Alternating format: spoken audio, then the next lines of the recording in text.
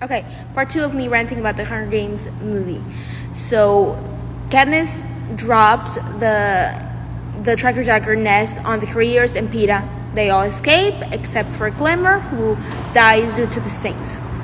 Katniss pries the bow and arrows out of the dead hands of Glimmer, and then that's when she starts hallucinating. In the books, the hallucinations are perfectly described, but in the movies, what Katniss experiences, they're more like nightmares than hallucinations. And her nightmares are when her father dies due to the explosion in the mine, and then her mother becoming absent because her husband just died, so she's unable to take care of them, because she's in this like deep depression, and you guys know. So the movie's completely messed up that, because the whole point of the Tracker Jacker venom is that they make you hallucinate things that are not actually there. And the movie's just completely messed up that. Now, let's skip the part when Rue dies. My heart. Okay, so Rue is dead. Oh, I still feel it. And they announce that if two tribunes from the same district are still alive, they can team up, and so two of them can win the Hunger Games.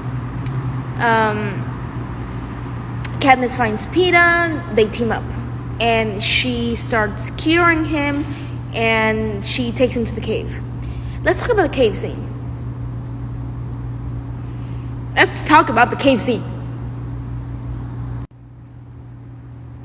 First of all, beautiful kiss, I love it. But we were robbed of so many other kissing opportunities.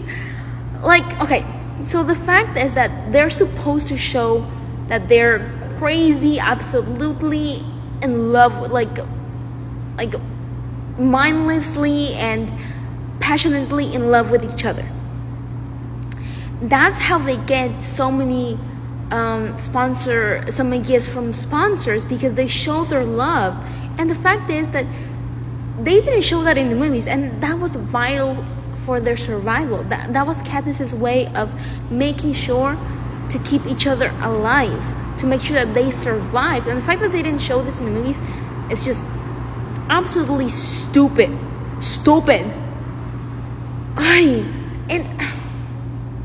Okay, and now let's talk about when Katniss goes to get Peeta's medicine. Okay, so Katniss goes to get Peeta's medicine. She comes across Clove. They fight it out. Clove almost kills her. Thresh saves Katniss by killing Clove. In the books, Thresh, boom, he cracks open her skull with a rock. And in the movies, he kind of bangs her against the cornucopia twice, and then she dies. Small detail, but I don't really mind that much. But that's when also Cato is in the cornucopia, and he sees Clove. That should have been included in the movies. Katniss returns to the cave, and Peeta's medicine isn't an ointment.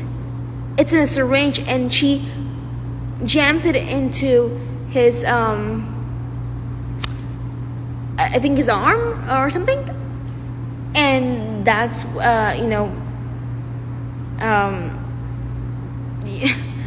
it's not an ointment.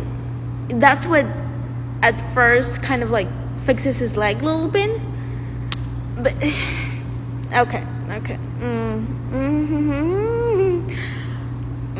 My poor head. And then they get out of the cave and they start hunting around. Peeta picks up the night lock. Foxface eats it by accident, and and she's dead. Let's skip over to like the last few hours of the game. Let's go ahead and talk about the mutts. The movies could have definitely made them a lot scarier, because the fact is that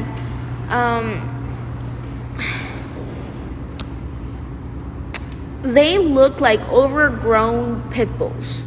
And trust me, they were scary. I'm not saying that they weren't intimidating, is more like the word I'd use. But they definitely could have made it a lot scarier. I've seen the picture book, and I've seen how the mutts kind of look like. So they definitely could have fixed them up a lot more, almost like the werewolves from Prisoner of Azkaban and Harry Potter. So they definitely could have done a much better job. Now, in this specific scene, Peeta is bleeding from his leg. He's losing blood, and Katniss makes a tourniquet for him, and so that holds his leg in place for a while. And then Cato dies. The mutts are like eating him alive, and then Katniss does a pity kill for him. And then the game makers announce, hey, you know what? Like, we're going back on our word. Only one attribute may survive. Shalala, shalala, shalala. And that's when Peeta releases his tourniquet, make him again bleed out. And then that was an important aspect in the movies, because again, Peeta should have lost his leg in the movie. I can't talk today. And Katniss defies the Capitol. They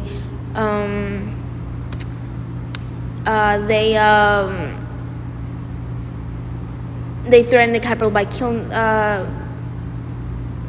by trying to kill themselves if they both can't survive. So they both win the games. Now, let's talk about when Peeta is admitted into like the emergency room in the hovercraft. The fact that Katniss didn't include that in the movies. Katniss was freaking out because she thought they were still in the games, and she didn't want to separate herself from Peeta. She's banging on the windows and yelling Peeta's name, and they're holding her back. That should have been included in the movies. God. And let's talk about the last interview. So in the book, Katniss and Peeta are cuddled up. They're talking to Caesar. They're basically making out. That should have been in the movie. It's so many missed opportunities for kissing moments between those two. And then they return to District 12. They get crowned.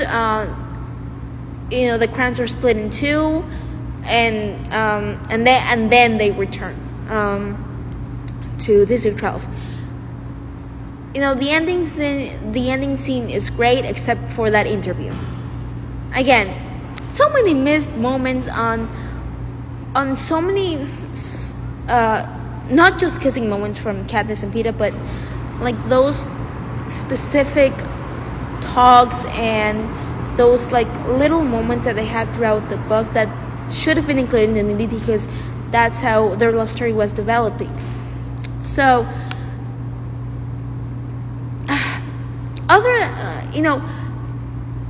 but despite that, the Hunger Games movie is kind of accurate. So it wasn't that bad, but it definitely could have been a lot better.